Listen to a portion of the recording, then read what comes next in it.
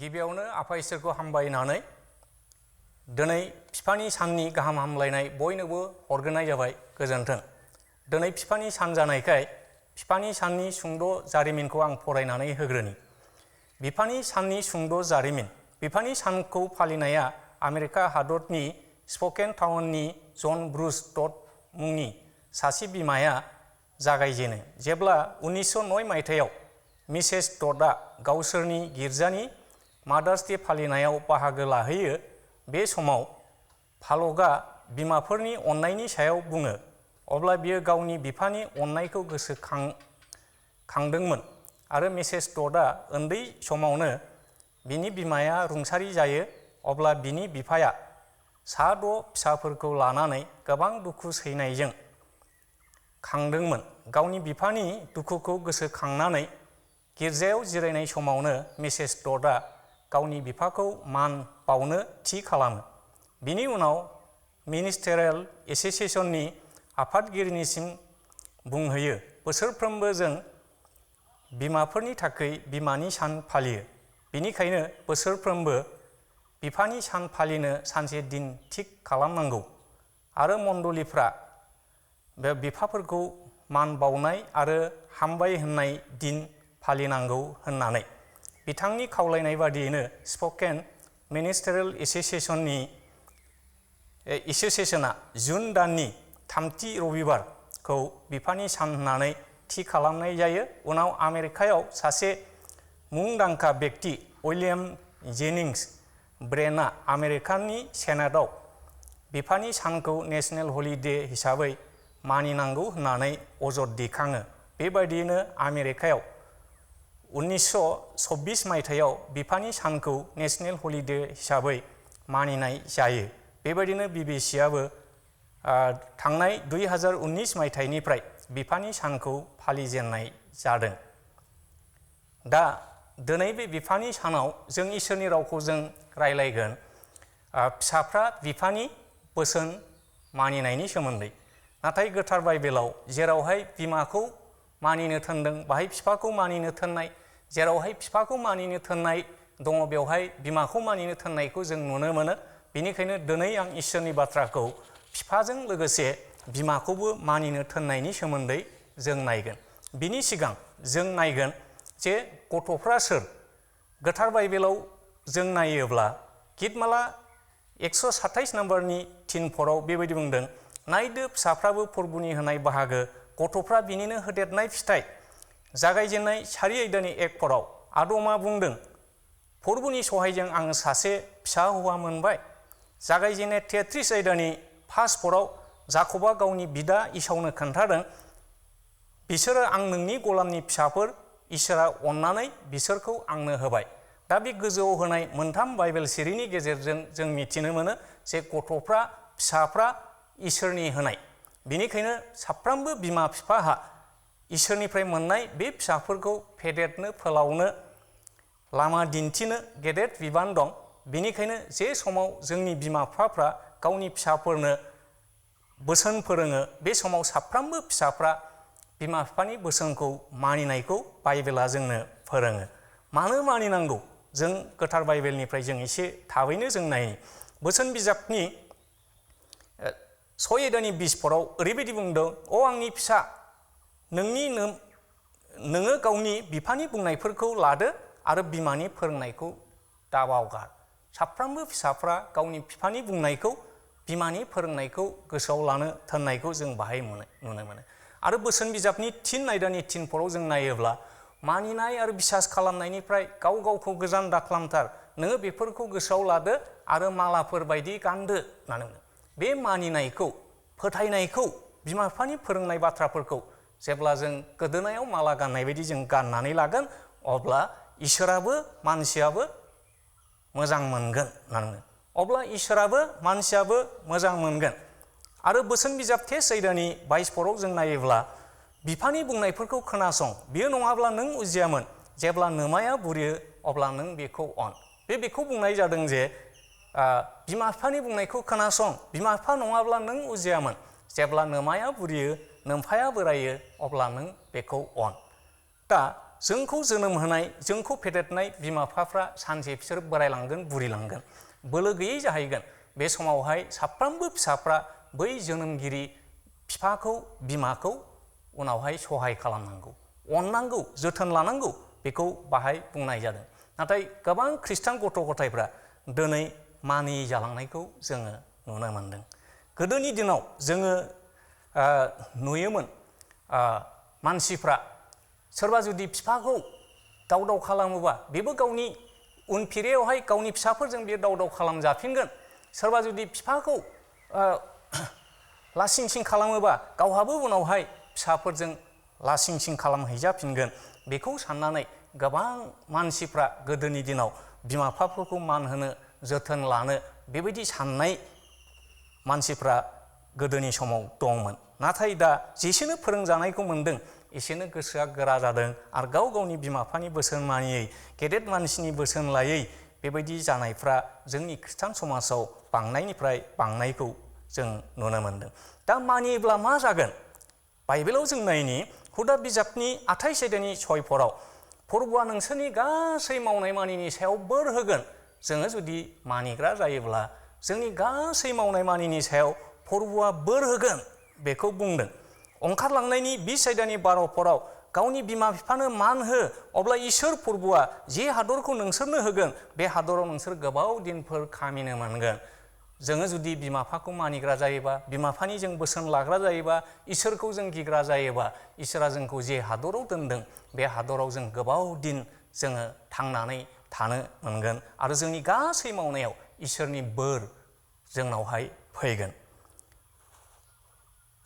Example हिसाबैहाय जेरैहाय बिफानि बोसोन मानिग्रा जसेफ बाइबेलाव जों नायोब्ला जागायजेननाय 37 आयदा 13निफ्राय ओरै नायलाङोबा बेनिफ्राय 41 आयदा 37निफ्राय 45आव जों नायोब्ला जसेफआ सासे बिफानि बोसोन मानिग्रा जे जाकब होननाय सासे धोरोमिया बिफाहा 12 जन फिसाफोर दङमोन बे 12 जन फिसाफोरनि गेजेराव जसेफआबो सासे फिसालामोन सानसेखालि बिफाया बुंबाय फिसा फै आं नोंखौ थिनहरनि नोंदाफ्रा फोथाराव जुनारखौ गुमनाया माब्रै दं बिनि खबरखौ नों लानानै फै आरो बियो बिफानि बोसोन मानिनानै बुंबाय दे आफा आं थांगोन बे जेब्ला थांबाय थायो बिदाफ्रा बेखौ नुहुरबाय हनै सिमां नुग्राया फैगौ आरो बिसोरो सानलायबाय दे जोङो बेखौ स्टार्टनि बिनि सिमां नुनाया जायोखि जाया नाथाय गुबुन सासे बिदाया बुंबाय फंबायफोर जे बे जोंनि सासे असे फंबाय बेखौ जों स्टार्टनो नाङा दे जोंखौ बैयाव दैखर बोरायाव जों गारसोमनि दै गैयै दैखराव गारसनबाय बिसोर गुबुनथिं थांबाय दसे उनाव जे बेफारिफोर मिसर हादरथिं थांगासिनो दङमोन बिसोरनो बेखौ बोखांनानै रुपानि 20 रांनि बेखौ फानहरबाय आरो बे बेफारिफ्रा मिसराव लांनानै सासे सान्थ्रि गाहायनो बे फानहैबाय आरो सान्थ्रि गाहायनाव बियो थाबाय बे इसोरखौ गिग्रामोन धोरोमियामोन आरो बे सासे समायना जोहोलावमोन बे समाव जे सान्थ्रि गाहायनि हिन्जावा बेखौ मोजां मोननो हास्थायदोंमोन नाथाय बेखौ गनायनो हायाखै बिनिखायनो बेखौ फाव फान्दायनानै फिसायनो खोन्थानानै बेखौ जेलाव जोबहोबाय बे जेलाव थानांदों धोरोमियायै थादों इसोरखौ फोथायनानै थादों आरो मोनसे समाव गावजों जेल जाफानाय सानै मानसिनि सिमां नुनायनि फिननाय बियो होबाय आरो जेरैनो बे सानै मानसिया सिमां नुदों जसेफआ बेखौ फिनदों आरो बिसोरो जेलनिफ्राय गनानै जेरै जसेफआ बुंदों नोङो नोंनि साख्रिखौ मोनफिनगोन बे साख्रिखौ मोनहैदों आरो सासेखौ बुंदों नोंनि गोदोनाया दानस'जागोन बे दानस'जादों जेब्ला मोनसे समाव राजाया बेबायदि सिमां नुबाय आरो बे सिमां नुनायनि थाखाय गोबां मानसिफोर जायफ्रा सिमांखौ बिजिरनो हाग्रा बे मानसिफोरखौ हांख्रायबाय नाथाय रावबो बिनि फिननायखौ होनो हायाखै नाथाय बे जेल जोबजानानै जाया नों साख्रि मोनफिनगोन होननानै बुंनाय मानसि बे साख्रिखौ मोनफिनहैबाय आरो बे समाव दङमोन जे जों जेलाव थानाय समाव जे सासे इब्रायारि जोहोलाव दंमोन बियो जों सानैनि जिबनाव जे बाथ्राखौ बुंदों आंनाबो बिदिनो जाफुंदों आं साख्रिखौ मोनफिनबाय आरो बेखौ दानस'जागोन होनदों बे दानस' जाबाय जानो हागौ बियो बे सिमांनि मानिखौ बेखेवनानै होनो हागौ अब्ला राजाया बेखौ जेलनिफ्राय फैनो अर्डार होबाय बेखौ लाबोबाय जेब्ला बे सिमांनि बाथ्राखौ खोन्थाबाय अब्ला जसेफआ बे सिमांखौ बिजिरनानै होबाय आरो राजाया बेखौ फोथायबाय बेनिखायनो बेखौ जेलनिफ्राय सख'नानै बे हादरनि गासैबो सासन खालामनायनि दायित्वखौ जसेफनो होनाय जाबाय। जसेफआ उन्दै समनिफ्रायनो बे बिफानि बोसोनखौ मानिनानै गोबां दुखु खस्थ'नि गेजेरजों बेयो सासे गेदेर मानसि मिसराव बेयो गाहाय मन्थ्रि जाहैनो हानायखौ जों नुनो मोन्दों। नाथाय बिनि जिबनाव जोबोद दुखुनांथाव बे दैखराव गारसनजादों, गुबुन मानसिफोरनि आखायाव बे फानहरजादों, गुबुननि न'खराव बे लेंबैनांदों आरो बे जेलाव थानांदों। बेनि उनावसो बेयो सासे गेदेर मानसि जाहैनो हानायखौ जों नुनो मोन्दों। दा जों नायनि मानियाब्ला मा जायो। बाइबेलाव जोंनो दिन्थिदों मानियाब्ला हुदा बिजाबनि 28 आयदानि 19 पद फोरबोआ नोंसोरनि गासै मावनाय मानिनि सायाव साव होगोन। जोङो जुदि बिमा बिफानि बोसोनखौ जों मानियाब्ला, इसोरखौ जों गियाब्ला जोंनि गासै मावनाय मानिनि सायाव इसोरा सावखौ लाबोगोन बाहाय बुंदों। बोसोन बिजाबनि 17 आयदा 21 पदआव जायनि फिसाज्लाफ्रा मुर्खुनि हाबाफोर मावो बिनि बिमा बिफाहा दुखु दाहानि अनगायै जेबो गैया। जायनि फिसाज्लाफ्रा मुर्खुनि खामानिफोर मावो बिनि बिमा बिफाहा दुखु दाहानि बाहेरे माने अनगायै जेबो गैया। एग्जाम्पल हिसाबै जेरैहाय एलि दौरिनि सानै फिसालाफोर बिसोरो दुस्थ' खामानि मावनायनि थाखाय न'खराव सावा फैदोंमोन। जोङो बाइबेलाव 1 सामुएलनि 2 आयदा 26निफ्राय 31सिम, 3 आयदा 13-14, 4 आयदा 12निफ्राय 22सिमाव जों नायोब्ला बे जाथायखौ जों नुनो मोनो जे सानसेखालि एलि दौरिया गावनि सानै फिसालाफोरखौ बुंबाय, फिसाफोर नोंसिनि सोमोन्दै गोबां मानसिफोरनि बुंनाया आंनि खोमायाव हाबफैगासिनो दंसै। सासे मानसिया गुबुन सासे मानसिनि जेंना पाप मावोब्ला इसोरा बेखौ बासायगोन, नाथाय गोथां इसोरनि जेंना पाप मावोब्ला बे इसोरनि आखाइनिफ्राय सोर बासायनो हागौ। आरो फिसालाफ्रा बिफानि बुंनायखौ मानियाखै, बिसोरो दुस्थ' आखल आखुजों जिउ खांदों। सानसेखालि इसोरा नायबिथोन हरनानै एलिनि न'खरनि सोमोन्दै प्रफेसि होबाय जे एलि नोंनि न'खराव रावबो बोरायजासे हौवा मानसिफ्रा थांनानै थानो मोननाय नङा, नोंनि न'खरनि गासैबो धंस जागोन। आरो सामुएलनो जे दर्शनखौ होदों बे दर्शनखौ फुङाव दौरिया फैनानै सोंफैबाय जे सामुएल फिसा सिखांदो। आरो बियो सिखांबाय आरो सोंबाय, इसोरा नोंनो जे दिन्थिदों बेखौ नों मोनसेबो दोनखोमानो नाङा, नों गासैबो खोन्था। आरो गासैबो एलिनि न'खराव जागोन जाथायखौ स्रा स्रा जेब्ला खोन्थानानै होदों बे समाव एलिया बुंदों, इसोरा गाव जेखौ बुंदों बेखौ बियो मावगोनबो। आरो एसे उनाव बेबायदि खालामबाय जे इजराइलजों फिलिस्टिनजों दावहा जाहोबाय। बे दावहानि समावहाय एलिनि सानै फिसालाफोर दंमोन, गोबां इजराइल जोहोलावफोर दंमोन आरो बिसोरो दावहायाव जेनबाय। गोबां मानसिफोर सिथारजाबाय, रदानि बाबसुआबो सेजाबाय। आरो सासे मानसिया जेब्ला खारबोदों बियो दावहायाव थैनायनि थाखाय जेननायनि थाखाय गोबां दाहा जादों। आरो बे खबरखौ जेब्ला लाबोबाय जायफ्रा खोनादों गोबां गाबख्रावदों। आरो एलिया बे समावहाय बोराय जाबायमोन, बियो गावनि आसनाव जिरायनानै दङमोन। बे गाबख्रावनाय सोदोबखौ खोनानानै बियो खोमा फाथिनानै खोनासंदों, मानोना बे समाव बिनि मेगना नुलामोन।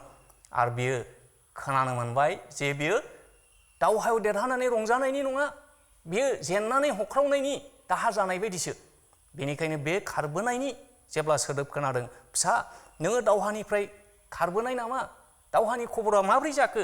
आरो बे समाव खारबोनाय मानसिया खोन्थाबाय, बे समावनि दावहानि खबरा सिगांनिख्रुइ गाज्रिसिन। गोबां इस्राएल जोहोलावफ्रा सिथारजाबाय, नोंनि सानै फिसालायाबो सिथारजाबाय आरो गोथां इसोरनि रदायनि बाबसुआबो सेजाबाय। जेब्ला बे खौरांखौ खोनायो एलिया फिट जानानै जिरायनायनिफ्राय फोद्दाखांग्रांबाय आरो बियो गुफुं लोदो लोदो जानायखाय बिनि गोदोनाया सिथबनानै बे जायगायावनो थैबाय। बे एखे समावनो बिनि बिहामजोआ जे गथ' सारिनायनि सममोन आरो जेब्ला बे गथ'खौ सारिबाय, हौवासा गथ' मोनबाय, सहाय खालामग्राफ्रा बुंबाय, नोङो सासे हौवासा गथ' मोनबाय, नों गोहो खालाम, नों साहस खालामदो। बेयो बिहावा थैबाय, फिसायाबो थैबाय, बेवायाबो थैबाय, गोथां इसोरनि रोदायनि बाक्सायाव सेजाबाय बे खौरांखौ मिथिनानै बे ओरैनो अलायस्रि उन्दुनानै बियो उन्दुस्लदनानै थैनानै थाङासै। दा सानै इलिनि फिसालाफ्रा बिफानि बोसोन मानिनि थाखाय इसोरखौ गियैनि थाखाय न'खराव बे सावा फैदों। दिनैबो जोंनि ख्रिस्टियान न'खराव सोरबा जुदि बिमा बिफानि बोसोन मानियै जायोब्ला इसोरखौ गियै जायोब्ला बेबायदिनो जोंनि न'खराव सावा फैनो हागौ। बेनिखायनो दिनै बे अनलाइन वर्शिप सार्भिसनि गेजेरजों बे बिफानि सान पालन खालामनायनि गेजेरजों आं इसोरनि गाहाम बाथ्राखौ बेयावनो बुंनानै दोननो सानदों। जोङो जुदि बिफानि बोसोन मानिग्रा जों जायोब्ला इसोरा जोंनो बोर होयो। जुदि जोङो बिफानि बोसोन मानिग्रा जायाब्ला जों अबायद' जायोब्ला इसोरखौ जों मानियै जायोब्ला जोंनि न'खराव सावा फैनो हागौ। जोंनि गासै मावनायावनो सावा फैगोन। जों गासैबो जों उन्नति जानो हानाय नङा। आरो जेब्ला जों इसोरखौ जों मानिगोन अब्ला जों गासै बिषयावहाय जों उन्नति जागोन। इसोरनिफ्रायबो जों बोरखौ मोननो हागोन। बेनिखायनो फै दिनैनि बे फादार्स डेनि गेजेरजों आं बे गाहाम बाथ्राखौ सुंद'यै बुंनानै बेयावनो फोजोबनाय जाबाय। इसोरा बयनोबो गेदेर बोर होथोंसै। आमेन।